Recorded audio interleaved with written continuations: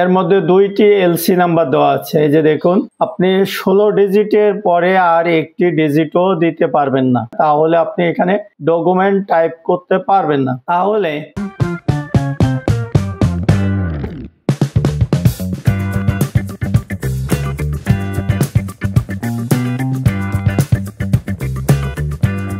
বিসমিল্লাহির রহমানির রহিম।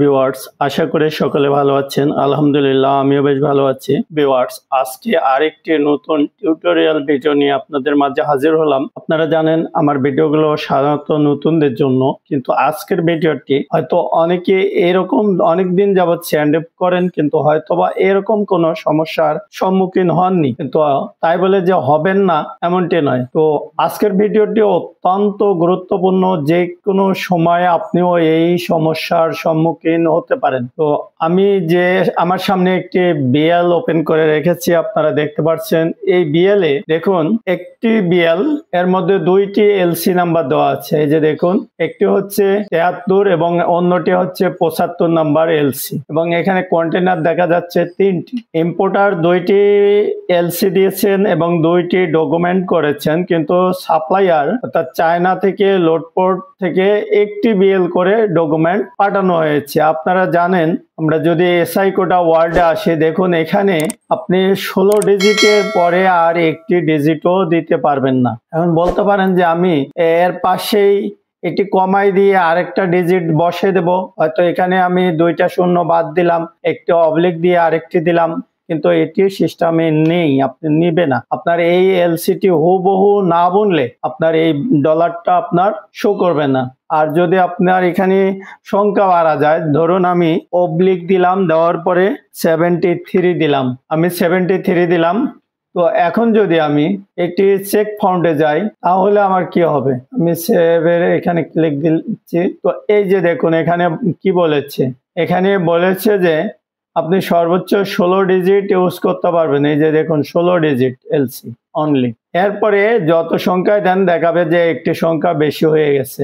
আপনার 16 ডিজিটের পরে একটি সংখ্যাও যদি বেশি দেন, তাহলে আপনি এখানে ডকুমেন্ট টাইপ করতে পারবেন না। তাহলে আপনি এই যে দেখতে পাচ্ছেন, এখানে 2টি এলসি নাম্বার দিয়ে একটি বিএল করেছে, তাহলে আপনি কি করবেন? আপনি যদি আইজিএম সাবমিটের পূর্বেই আপনি ডকুমেন্টটি পেয়ে থাকেন, তাহলে আপনি লাকি ম্যান। আপনি দ্রুত শিপিং এজেন্টকে অবহিত করবেন এবং তাদেরকে বিএল স্পিড করতে বলবেন। আর যদি দেখেন যে ডকুমেন্ট পেয়ে দেখেন যে আপনার আইজিএম সাবমিট হয়ে গেছে, তাহলে আপনাকে দ্রুত শিপিং এজেন্ট থেকে এই বিএলটি স্পিড করে নিতে হবে। অর্থাৎ আপনি এই অরিজিনাল বিএলটি কপি করে নেবেন 2টি, নেওয়ার পরে আপনি নিজেই আগে ভাগ করে নেবেন কোন আপনার ইনভয়েস প্যাকিং লিস্ট দেখে দেখে কোনটা বিএল এলসির এগেইনস্টে কতটুকু পণ্য আছে, এভাবে আপনি ভাগ করে নেবেন। নেওয়ার পরে আপনি কোন বিএল এ কোন এলসি নাম্বারটি রাখতে চাচ্ছেন, এই এলসির এগেইনস্টে কত কেজি দিবেন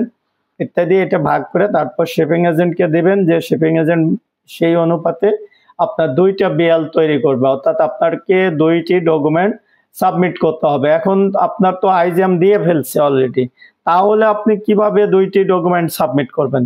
এক্ষেত্রে আপনার শিপিং এজেন্ট অ্যাপ্লিকেশন করতে হবে, এবং এই অ্যাপ্লিকেশন শিপিং এজেন্টের কিছু আপনাকে হয়তো 2টা বিএল লোডপোর্ট থেকে আনাবে নতুন করে, অথবা ওনারা এখান থেকে তৈরি করে আপনাকে নতুন বিএল দিয়ে দেবে। এই বিএল গুলো আবার ব্যাংক থেকে এন্ডোর্স করাইতে হবে।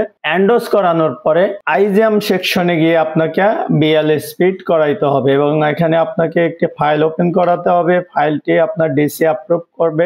এরপর 2টি বিএল এর জন্য আপনার জরিমানা হবে 5,000, 5,000, 10,000 টাকা। আপনাকে 10,000 টাকা জরিমানা পে করতে হবে। এরপরে আপনার বিএলটা স্পিড করতে হবে, এবং এখানেও আপনার অনেক পেরেশানি আছে, তবে ভয়ের কিছু নাই, এটি করতে হবে। হয়তো কয়েকদিন শিপিং এজেন্টে দৌড়াতে হবে। আবার অনেক শিপিং এজেন্ট আছে ওনারা নিজেরাই করে, কিন্তু মার্কস লাইন হলে তো কথাই নেই, আপনাকে হয়তো বা 10 থেকে 15 দিন আপনার ওদের পিছনেই ঘুরতে হবে।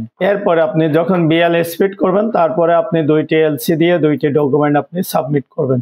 তো আজকের ভিডিও এখানেই, দেখা হবে অন্য কোনো ভিডিওতে। সে পর্যন্ত ভালো থাকবেন। আশা করি আপনার এই গাইডলাইনটি আপনার কাজে লাগবে। আপনার ভিডিওটি যদি ভালো লেগে থাকে তো প্লিজ আমার ইউটিউব চ্যানেল আইটি বাংলা চ্যানেলটাতে একটি লাইক, কমেন্ট এবং সাবস্ক্রাইব করে বন্ধুদের মাঝে শেয়ার করতে ভুলবেন না। দেখা হবে নেক্সট কোনো ভিডিওতে। সে পর্যন্ত ভালো থাকবেন। আসসালামু আলাইকুম।